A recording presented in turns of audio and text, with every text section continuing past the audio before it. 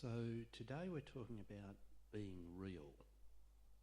And I just want to ask if anyone wants to just think out loud. What do you think I'd be talking about? What do you think, where would I be coming from if we were talking about being real?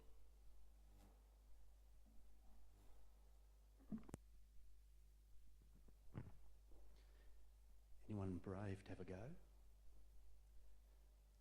The reading should give you a clue.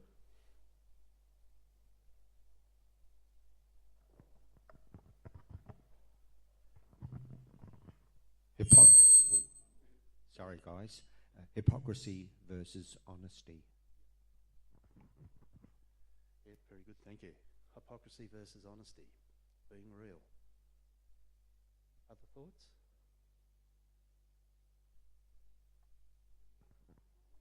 As a Christian, it means speaking from the heart. Okay, do you want to go a little further, Jocelyn?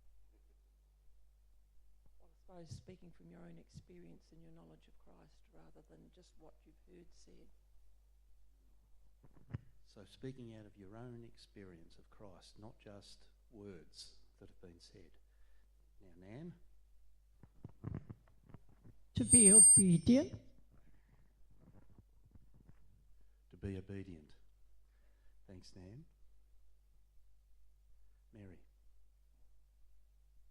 Just following up all the other things that have been said, just really having a great desire in your heart to know what it is that we're to be obedient in. So that means really searching out God and searching the Bible for knowledge of that. Really searching out God and searching the Bible for knowledge of who God is. Yeah, thanks, Mary. Graham? And living that out in our lives and witnessing in that way.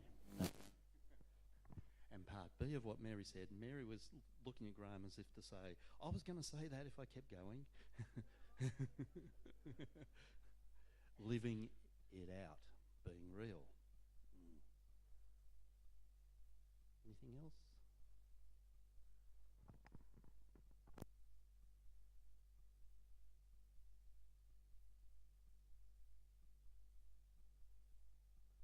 We have recently celebrated the resurrection of Jesus.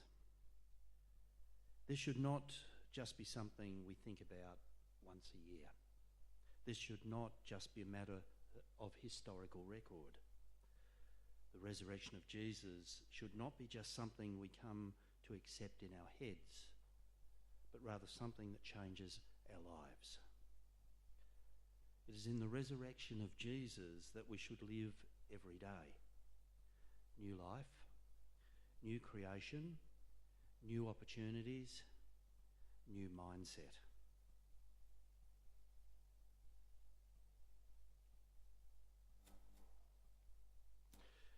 We see in Matthew chapter 7, 21 to 23, the last verses that Mary read, that there were people who might call Jesus Lord, Lord, but whom Jesus does not recognise. They say the word Lord twice, as if this might be more convincing. Yet it seems have never really backed this up in their actions. They even have sought to do good, yet Jesus says, I never knew you. The key to being recognised by Jesus and thus participating in the kingdom is what? It's there in verse 21. How do we move from what Mary said about a personal experience to what Graham said about living it out?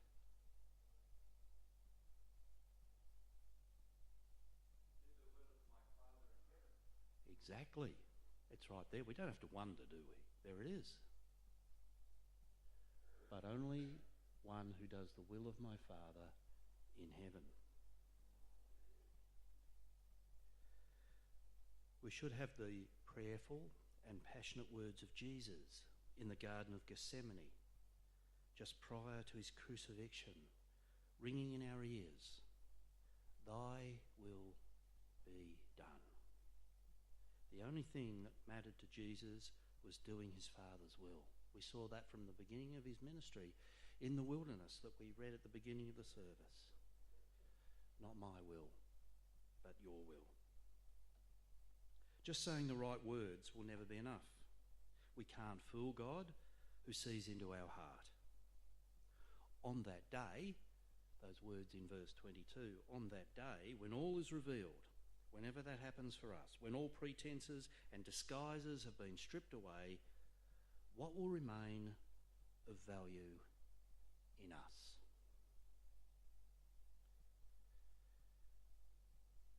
New Testament commentator Michael Green wrote this: "I fear that so much which passes as Christianity will be shriveled up in the day of judgment and be found to be bogus and worthless." You think that's tough talk? In this book by Christopher J.H. Wright, The Mission of God's People, he quotes from Jonathan Bonk, who has written in this area. And I won't read it all, but it's a fairly caustic assessment of some of the church's behaviour over the centuries. He writes in part, "Given the clear teaching of Jesus, Paul and other New Testament authors, how can one account for the gospel ethics dichotomy characterising much Christianity? In other words, the big difference between the teaching of the gospel and the ethics of God's people." He goes on to write, "How did it come about that those who identified themselves as Christians could devote such prodigious thought to who Jesus was in the Godhead, reverencing him in the Eucharist, and yet give such scarce heed to what he actually said they should do?"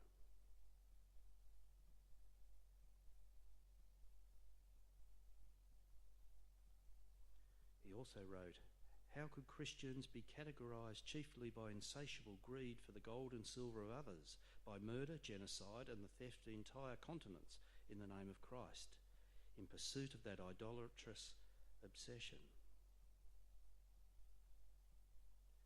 How has it become customary for evangelicals to say 'Lord, Lord,' and ignore the Lord's will for the everyday lives of his followers?"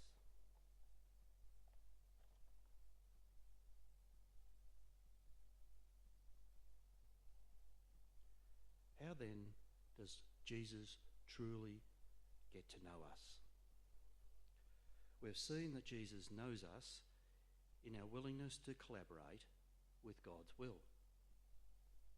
So for us to be sure that Jesus knows us, we need to be putting our feet in the water of worship and service. We might say that God only knows us as he recognises Jesus in us. Or perhaps Jesus only knows us when he sees a mirror reflection of himself in us. This all bids a deep relational connection with Jesus. Being real is about all our beliefs, attitudes, words, and actions all coming into alignment. This is not just a command. This is the way of salvation and the way of wholeness and the way of fulfilment. This is the way of resurrection life. We perhaps all have regrets in this area. I know I have. Perhaps when wanting to be accepted means more than being true to who we are. There are times when we feel we have let ourselves down. We have regrets. But of course, if we were there last Sunday morning in the park celebrating the resurrection, we'll remember that Rhett talked about regrets during communion, and that regrets aren't the end of the story for us, because we can take them to the cross and to the empty tomb, and Jesus can do a work in our life.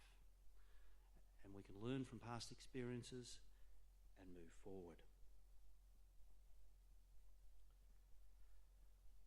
What we are reading in Matthew chapter 7 is the tail end of Jesus' Sermon on the Mount that began with the Beatitudes and the Lord's Prayer.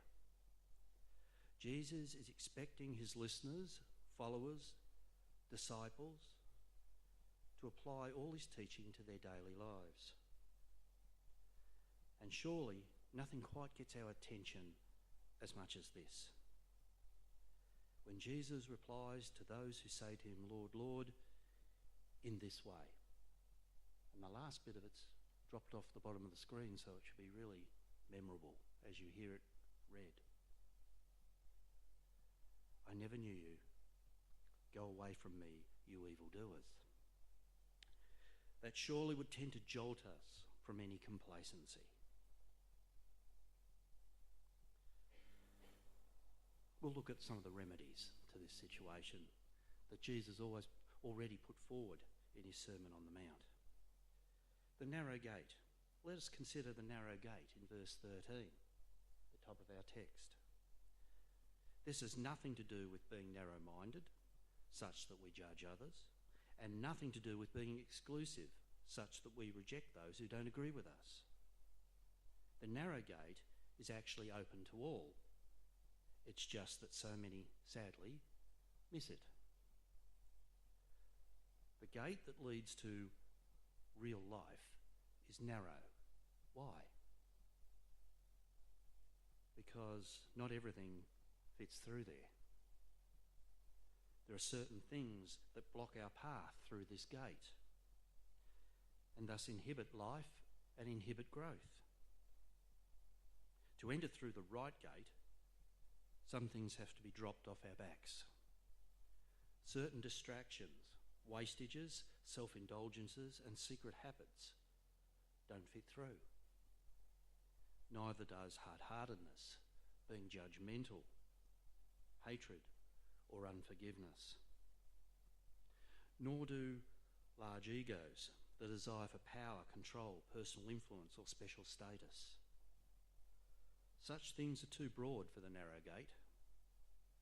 This is the sort of weight we need to lose. Such things as these, self-indulgences, unforgiveness, ego, need a much wider gate. However, this wider gate, we read, leads to destruction. So we don't want to take that path. Better to drop off these excesses.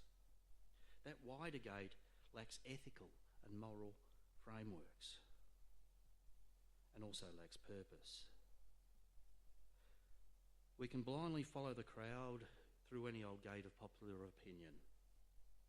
Or take the other gate, the one with the lighted lampstands.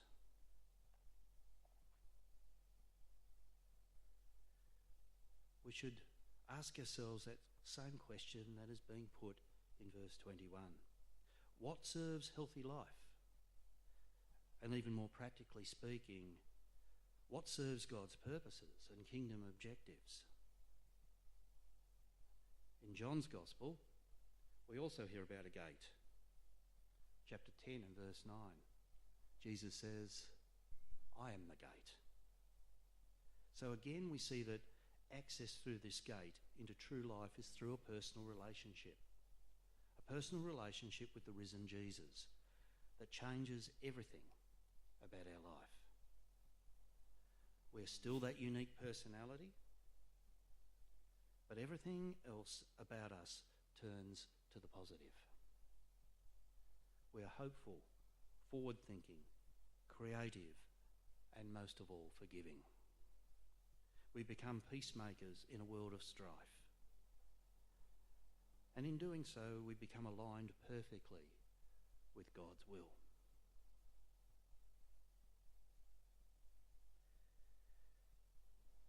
If we can lead ourselves astray and thus ultimately miss the narrow gate, when we get to the next verses 15 to 20, we are confronted with the possibility of being led astray by others. Who do we listen to? Who do we trust? Who do we let lead us? Some people may seem to be on our side, but when it comes down to it, they're only on their own side. They want to justify their own ungodliness by adding to their own adherence and their influence over others.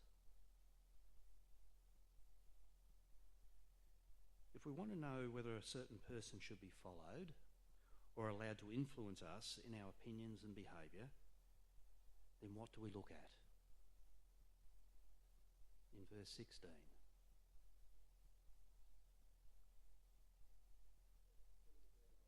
The fruit of their lives. We look at the fruit. How might we... What would be another word for fruit in this context? Their doings. their actions. Their behaviour. The output of their lives. Yeah. We can look at where those particular lives are heading.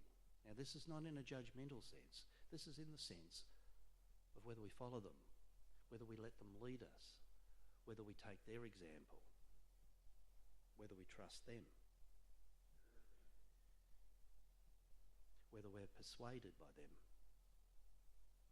Here are some tests we can apply, I think. I've got 3 tests.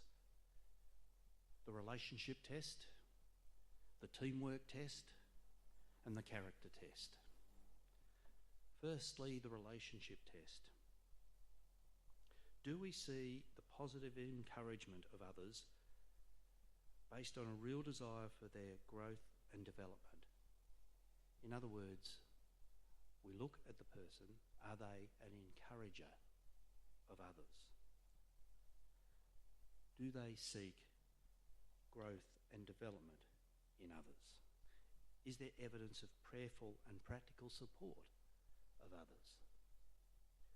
Secondly, the teamwork test. And I'll just mention here that this is the subject for next week's message, so I'm just going to briefly mention it here and then develop it next week. The teamwork test. Do we see involvement in and commitment to the church community?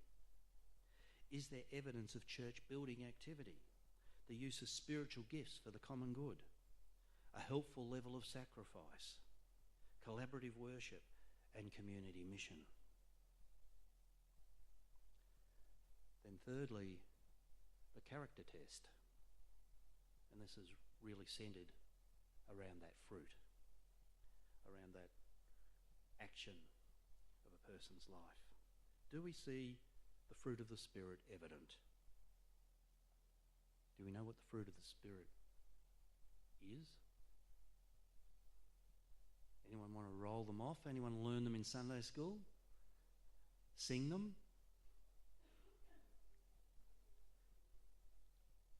I can hear a few murmurings. Anyone got 9 out of 9? And remember, these aren't the fruits of the Spirit as if we can pick 1 or 2. This is the fruit of the Spirit. It's a package. Love, joy, peace, patience, kindness, generosity, faithfulness, gentleness, self-control. Find them in Galatians 5. Faithfulness, that's a good word, isn't it? Especially in today's times. Faithfulness. Faithfulness is not letting anyone down, not letting anyone become disappointed in you. And anything other than gentleness and self-control doesn't fit through the narrow gate. The fruit of the Spirit is indicative of Christ-likeness.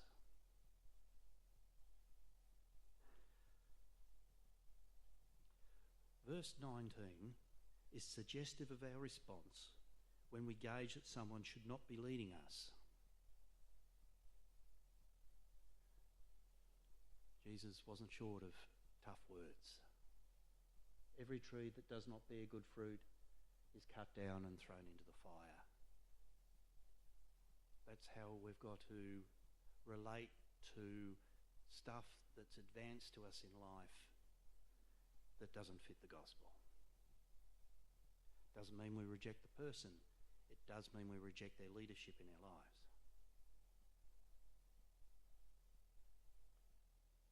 no longer allow them to influence us, for their behaviour does not measure up to Jesus. We should not be unduly influenced by those on a completely different road. We should rather be influencing them concerning the road to Jesus. Ultimately, there is only one person to follow, and that is Jesus, of course. But there are others who have successfully modelled themselves on Jesus and truly become his disciples. And I'm sure most of you will know one or two who have invested well into your lives and been Jesus for you. These people can become our guides and mentors as we become more like Jesus.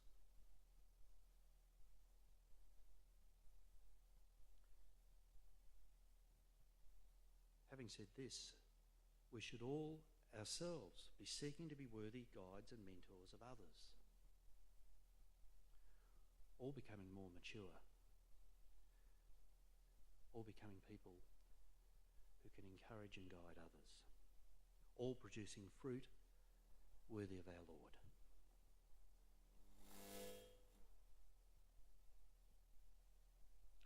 This brings us back to those verses where we began, 21 to 23. We might think we're on track, but are we really? Or are we just pleasing ourselves while putting on some spiritual makeup?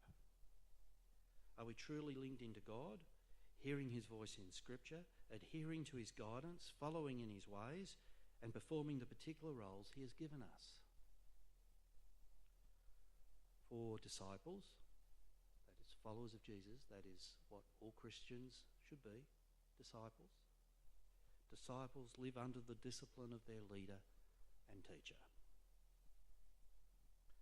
We thought we were serving in the Lord's name, but could it be we were pretending and just fooling ourselves and others?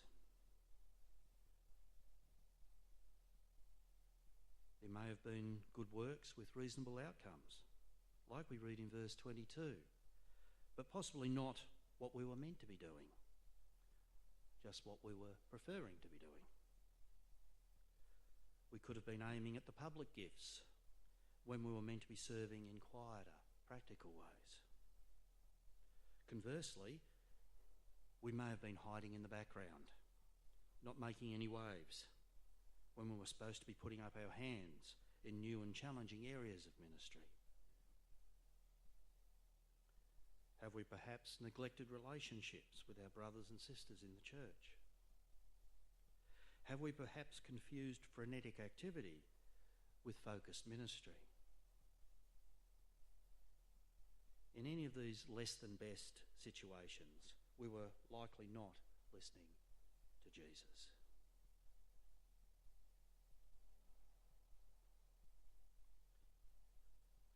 Words can be cheap, while actions reveal where we are really at. But those actions must be tied into and emanate out of our deep personal relationship with Jesus. In this way, all our beliefs, attitudes, words and actions come into perfect alignment and can ably serve the will of God. So, are we being real?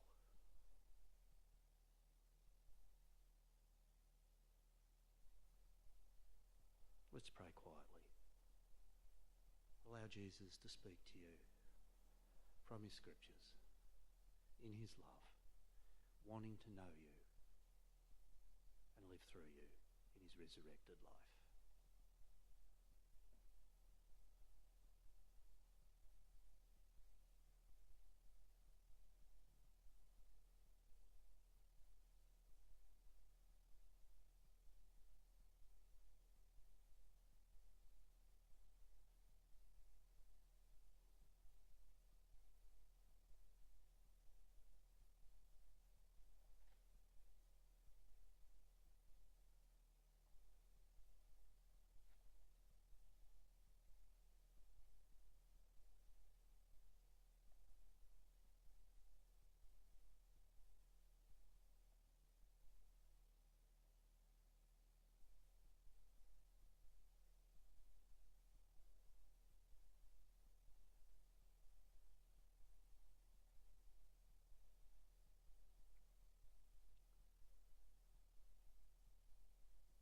Jesus, we seek to follow you. May you be our example. May you be our Saviour, friend, and Lord. Help us to be real, and in so doing, go forth in your name, proclaiming Jesus reigns.